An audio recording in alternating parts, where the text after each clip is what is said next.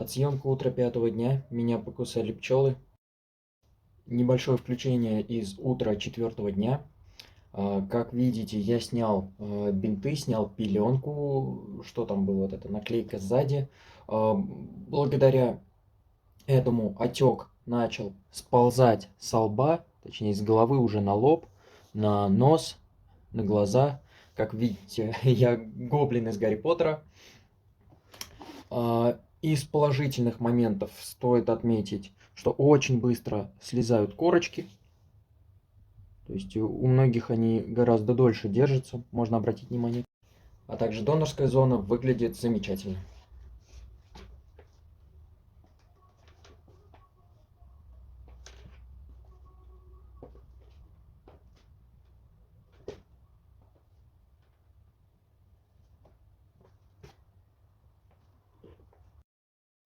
Друзья, всем привет! Это дневник пересадки, часть 2.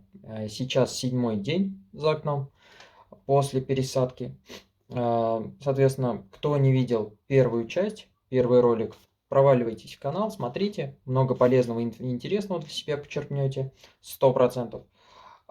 Сегодня, наверное, ролик будет не иметь такой четкой структуры, ввиду того, что многое на текущий момент я уже сказал в первое видео.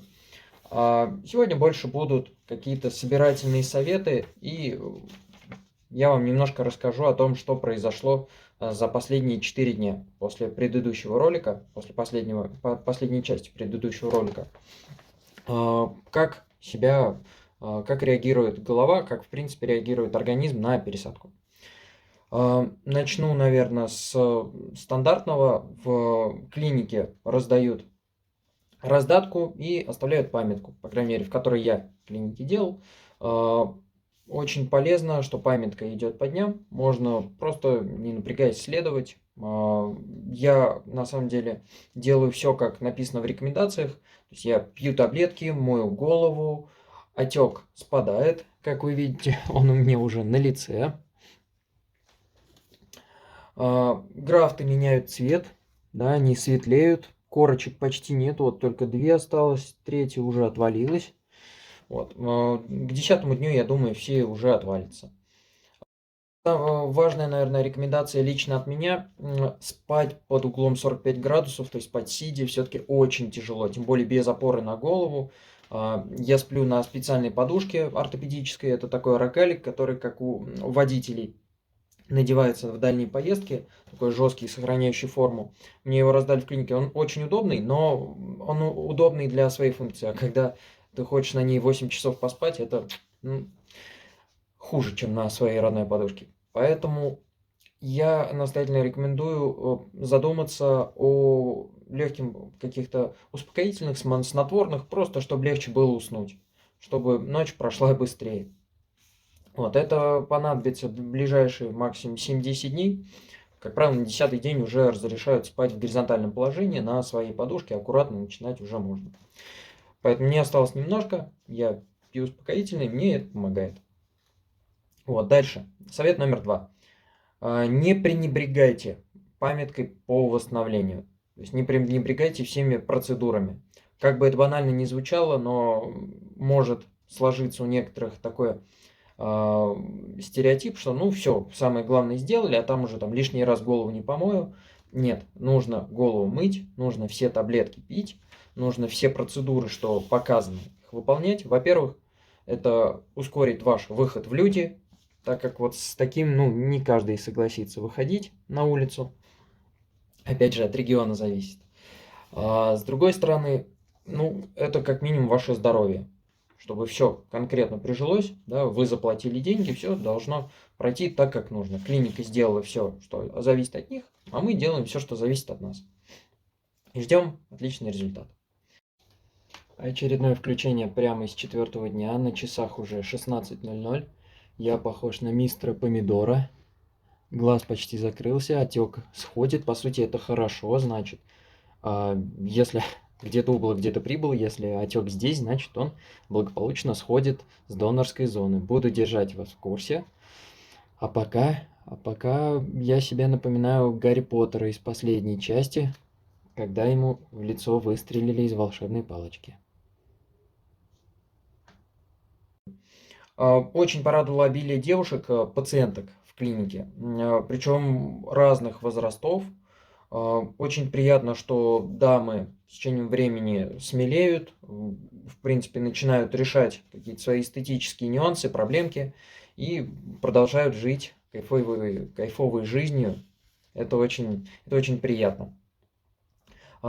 Также хотел упомянуть, забыл упомянуть в прошлом ролике, после того, как мне побрили в клинике голову, в обязательном порядке мне нарисовали разметку. То есть вот все, что мне пересадили, мне сделали разметку линии роста волос, разметку собственных волос, матрицу сделали на донорской зоне. Кстати, давайте я вам покажу свою донорскую зону.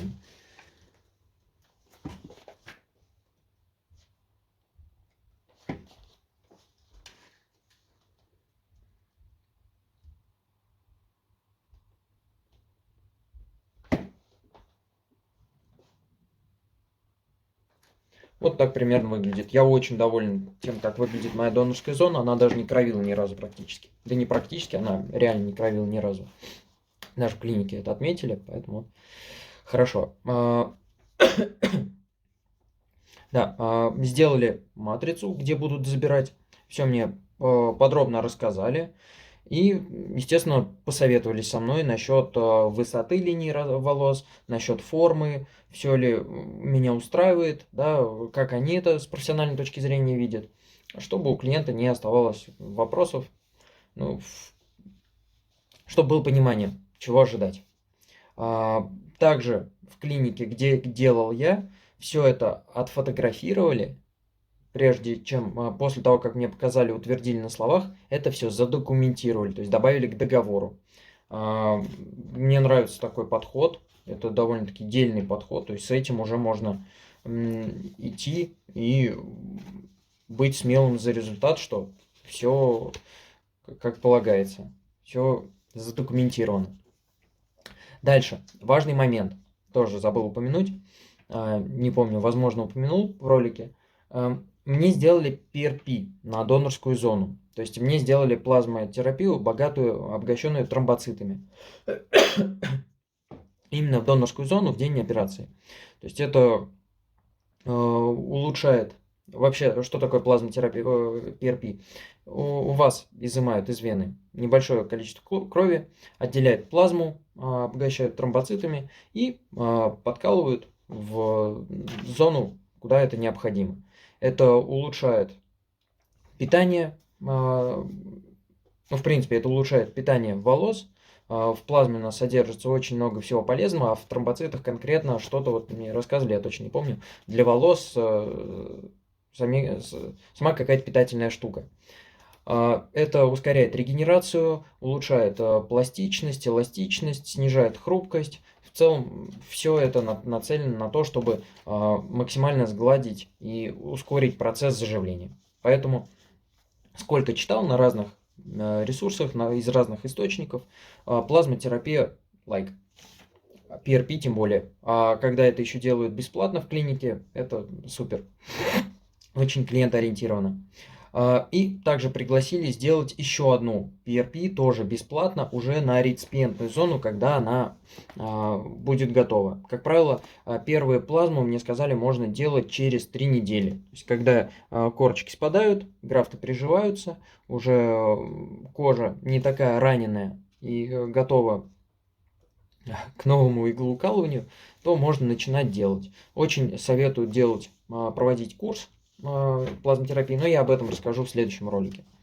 Вот. В принципе, очень приятный порадовал сервис клиники тем, что я вообще ничего не покупал сам. То есть раздатка, все таблетки, все подушка, пеленки, все, что нужно было, мне положили. Даже положили витамины, о них тоже расскажу в следующем ролике. Пригласили сделать 2 бесплатные PRP. Круто. Это как раз то, что хочется получить под ключ от клиники волнующемуся клиенту. Вот. И напоследок, наверное, хочу с вами поделиться, буду проверять лайфхак. Я начинаю пить коллаген, Вообще коллаген, что такое? Это основа нашей соединительной ткани, то есть это аминокислот, который состоит, это такие пептидные цепочки, которые, из которых состоит наша соединительная ткань. Там это ногти, волосы, хрящи и все что угодно. Поэтому это очень важная вещь, очень рабочая вещь, как показывают исследования. Буду пробовать на себе и рассказывать вам. Пью натощак с утра со стаканом теплой воды, развожу грамм, наверное, 10-15 гидролизата коллагена, и его принято пить с витамином С, чуть-чуть витамина С для лучшего усвоения. Посмотрим, насколько изменится состояние волос, состояние кожи. Кстати, про плазму, она еще улучшает состояние сальных желез на голове, регуляцию, салорегуляцию. Вот.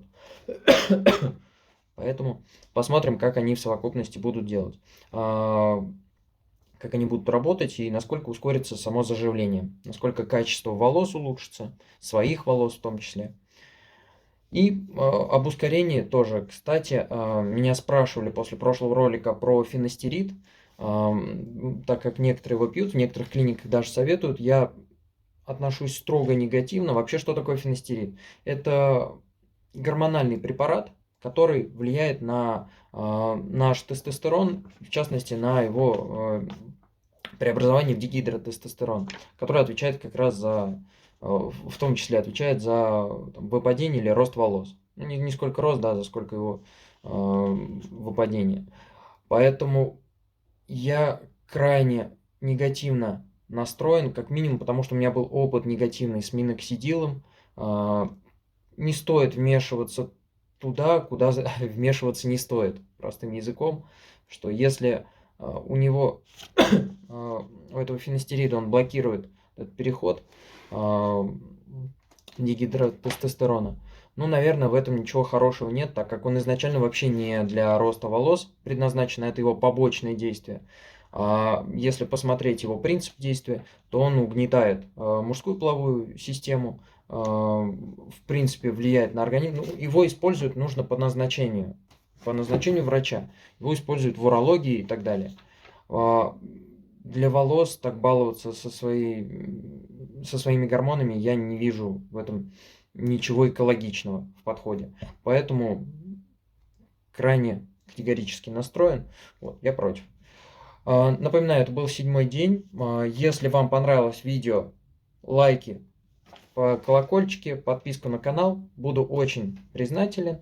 И обязательно пишите комментарии под этим видео. Давайте обсудим, если у вас какие-то есть вопросы. С удовольствием поделюсь своим мнением, если оно на этот счет будет присутствовать. И отвечу вам на интересующие вас вопросы. Желаю всем красивых причесок и побольше улыбок. Подсъемка утра 5-го дня. Меня покусали пчелы. А еще я понял, что я обязательно покрашусь. Мне идет светлый верх. Как-то даже молодее выгляжу. Что скажете?